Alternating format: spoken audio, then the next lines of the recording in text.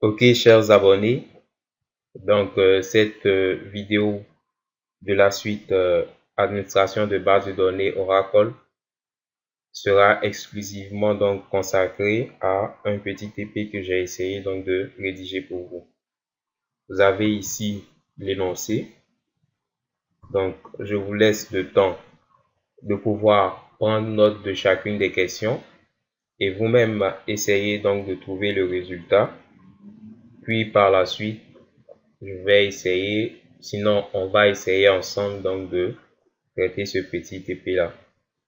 Donc je vous donne le temps, allez-y, faites le maximum possible et ensemble on verra comment trouver donc les différentes réponses à ces questions là.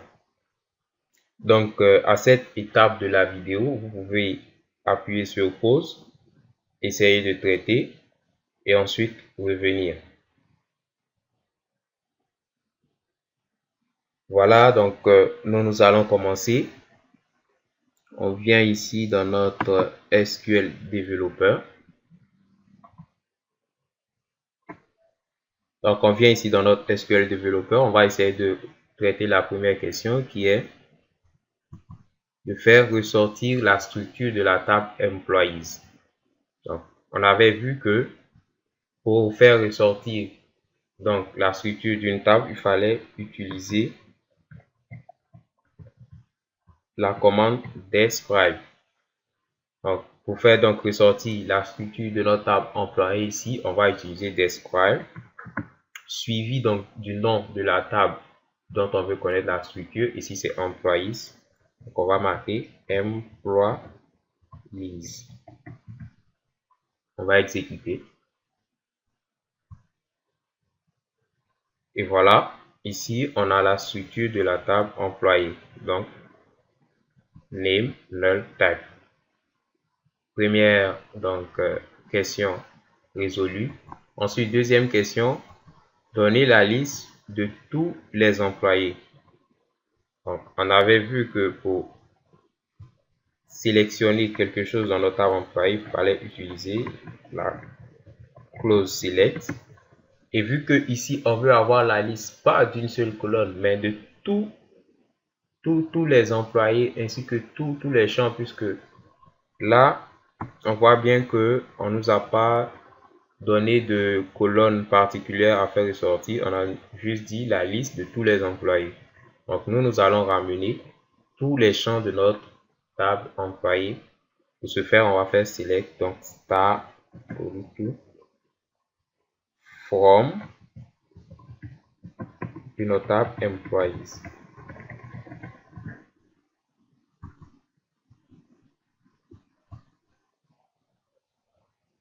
Et donc là, on a la liste donc de tous les employés avec tous les champs donc de notre table. Deuxième question résolue. La troisième question, on nous dit afficher la liste de tous les départements. Donc, on va faire ressortir la liste de tous les départements. On vient dans SQL Developer, on voit ici qu'il y a une colonne donc Department ID. Donc, pour faire sortir cette liste, on va faire select alors Department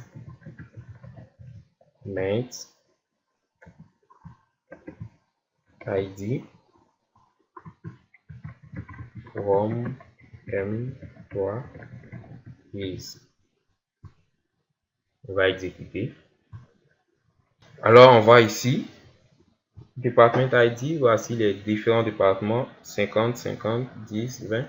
Sauf que là, on remarque qu'il y a des répétitions. Donc, on avait vu que pour éliminer les répétitions, on pouvait utiliser le mot-clé distinct. Donc, la clause distinct, on va utiliser maintenant ici. Donc, on aura select distinct department ID from employees, ce qui va nous permettre donc d'éliminer les doublons. J'exécute. Et cette fois-ci, on a tous les department ID de notre table employée et sans doublon. Donc, la question 3 a été réglée. On vient là maintenant avec la question 4, on nous dit donner le first name et le last name de tous les employés du département 50. Donc, comment est-ce qu'on va faire cela? On vient là, on veut le first name. Donc, first name.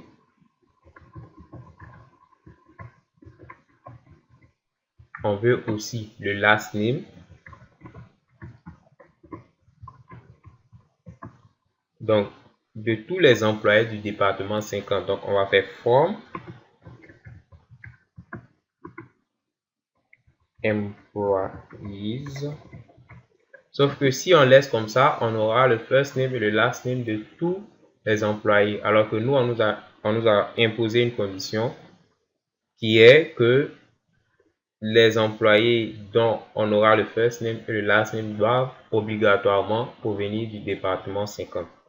Donc, on va ajouter cette condition avec la clause where qu'on avait vue. Donc, select first name, last name from employees where. Donc, notre champ c'est department ID. Et puis, on va marquer maintenant notre condition qui est égale à 50. On fait ça.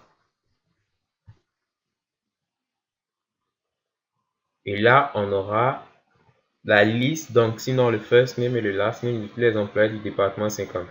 Pour vérifier même, on peut ajouter ici department ID. Là, on aura en plus le département ID pour être sûr que tous les départements ID donc seront égaux à 50. Donc, on a bel et bien first name, last name, department ID et on voit que tous les départements ID 50. On vient donc de régler la question numéro 4. On passe à la suivante, la question 5. On dit donner la liste de tous les employés qui sont soit du département 10 ou du département 20 ou du département 110. Donc, contrairement à ici où on voulait uniquement les employés du département 50, là on nous dit soit département 10, soit département 20, soit département 110. Donc, comment est-ce qu'on peut le faire? On vient là, on va faire select star from employees. Puis on vient là pour marquer notre condition pour dire que on veut des employés uniquement du département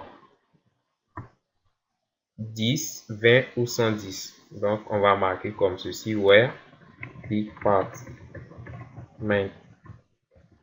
ID. Et qu'est-ce qu'on fait? On va pas mettre égal, sinon on peut mettre égal comme ça 10 et puis mettre or department égale 20 ou bien utiliser tout simplement une manière plus courte. Donc on va mettre where department ID puis on va lister nos départements. Donc pour ce faire on va utiliser in puis maintenant on va lister les départements qu'on veut, donc 10 virgule ensuite 20 virgule 110 puis on exécute.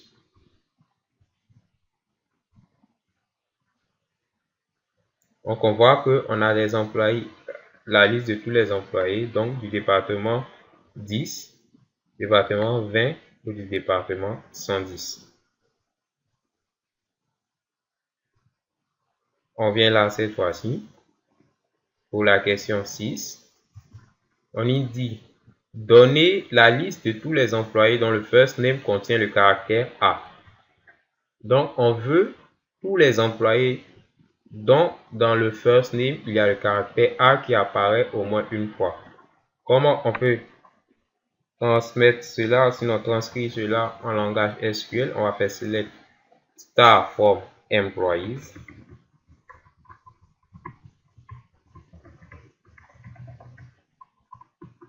Where notre condition s'applique sur le first name. Donc, first name.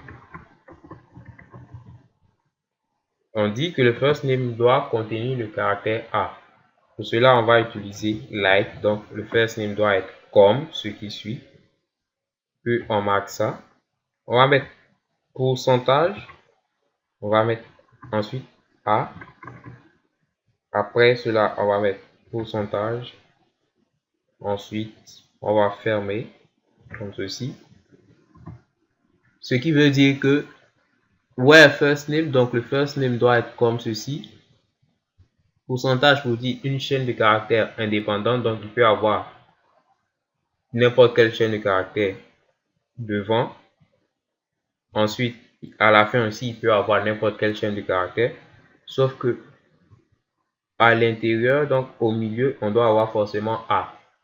Ici, le pourcentage qui est devant, pour nous dire n'importe quelle chaîne de caractères, peut aussi signifier absence de chaîne de caractères. Donc, quand on marque pourcentage comme ça veut dire que ce qui est devant ne nous préoccupe donc pas. Donc, ça peut être une chaîne de caractères ou tout simplement il peut rien avoir. Donc, on va exécuter.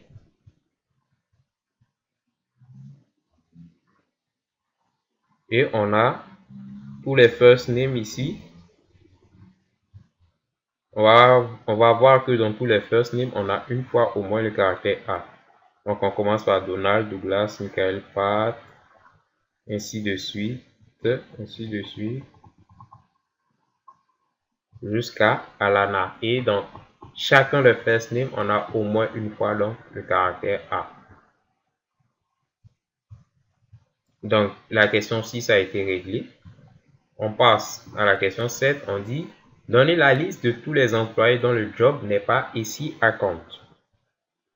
Tout à l'heure, ce qu'on avait fait, on avait donné la liste des employés du département 50, ensuite du département 10, 20 et 110. Cette fois-ci, on nous précise le département qu'on ne veut pas avoir. On dit on ne veut pas avoir plutôt le job qu'on ne veut pas avoir. On ne veut pas avoir le job ici à compte.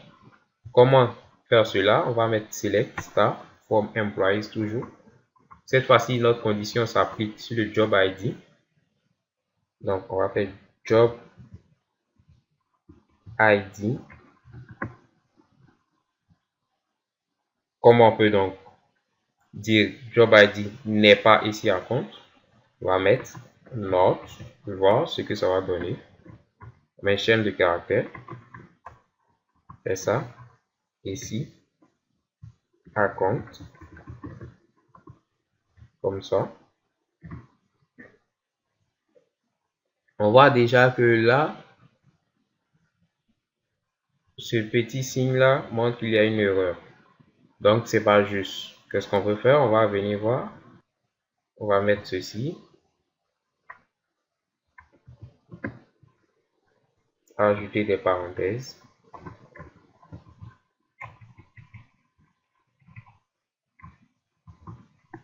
Cette fois-ci, on voit qu'il n'y a pas d'erreur dans la syntaxe. On va exécuter, voir si ça me donne le résultat voulu.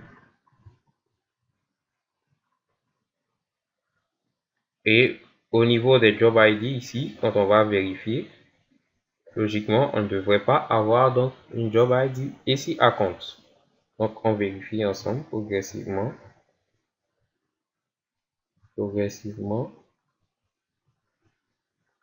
On voit que on n'a pas de ici à compte. On va essayer cette fois-ci avec en ajoutant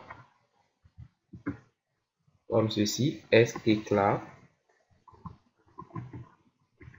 Ce qui est là, on va essayer d'ajouter donc stclar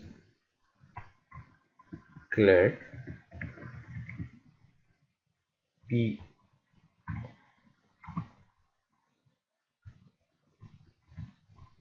on exécute.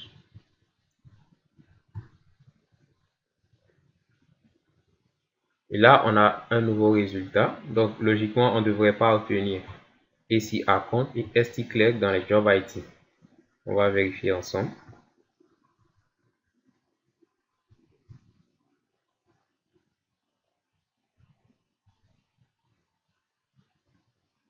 Et effectivement, donc dans les job ID, on n'a pas ici à compte, on n'a pas stclar.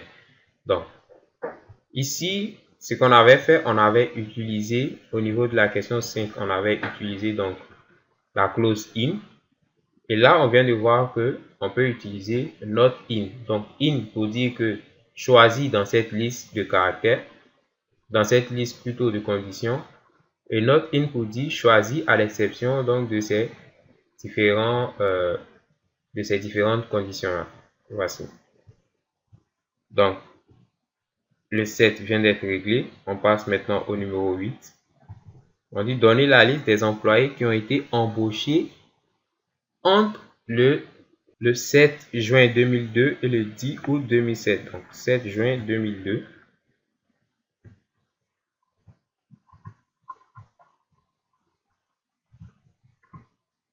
« 7 juin 2002 et le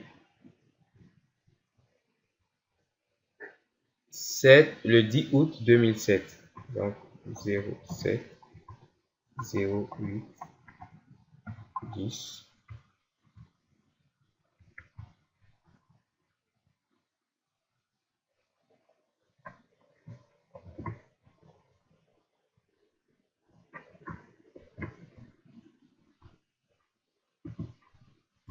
On va exécuter ça.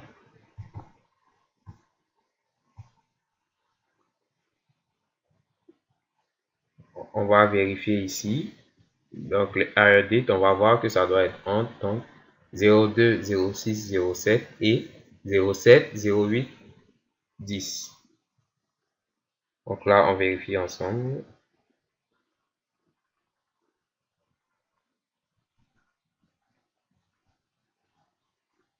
Et on se rend compte que effectivement, tous les hire dates ici, donc présents, sont compris entre le 7 juin 2002 et le 10 août 2007.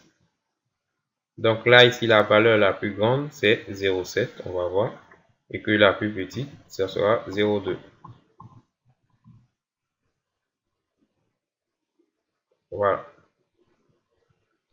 Pour le 8, c'est réglé. On va passer au 9. Le 9, on nous dit donner le salaire, sinon le nom, le salaire, et un bonus pour chacun des employés.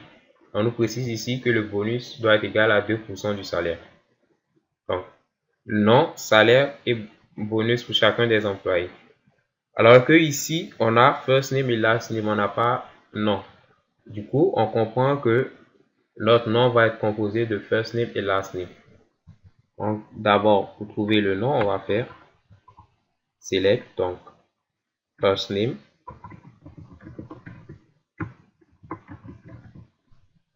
On va mettre une concaténation.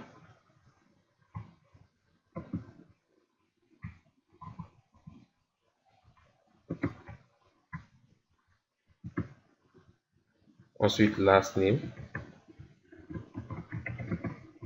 On va utiliser un alias pour renommer, donc nom,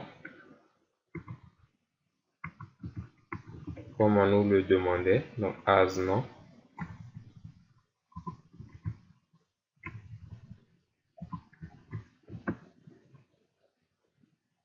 Ensuite, ce qu'on veut, on demande le nom, le salaire, donc le salaire ensuite, c'est salary. Après le salaire, on nous demande un bonus pour chacun des employés et le bonus doit être égal à 2% du salaire. Donc, salary et le 2% du salaire, donc ça fait multiplier par 0,002, 0,02.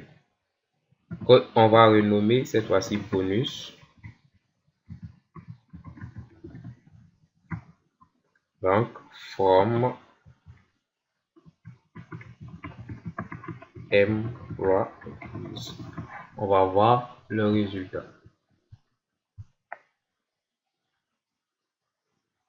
Donc, on a nom, salary, donc pour dire salaire, et bonus. Donald O'Connell, donc salaire 2600, bonus 52. Douglas Grant, salaire 2600, bonus 52. Michael certaine, salaire 13 000, bonus 260. On vient maintenant avec la fin et la dernière question. On nous demande afficher la liste des employés qui n'ont pas de commission. Donc pour ce faire, on va utiliser ce qu'on avait dit, null. Donc on va faire select star from employees, puis on vient marquer notre condition where. Cette fois-ci, on nous dit qu'ils n'ont pas de condition. On sait que ils n'ont pas de commission. La commission est représentée par notre colonne commission PCT. Et qui n'ont pas de commission, on n'a pas dit que la commission est égale à 0. On dit qu'il n'y a pas de commission. Donc pour ce faire, on va ajouter is null. Donc pour dire select star from employees où la condition est nulle. Donc la condition est absente. Il n'y a pas de, plutôt où la commission est nulle. Donc la commission elle est absente. Il n'y a pas de commission qui ont été entrées pour ces employés là. On exécute. Et on voit que ici, dans la colonne commission PCT, on va voir que tout est null. Null. On a donc fait ressortir la liste des employés qui n'ont pas de commission. Voici un peu pour notre TP, ce qui va marquer la fin donc de cette vidéo. À bientôt donc, chers abonnés, pour la suite. D'ici là, prenez soin de vous et ciao ciao.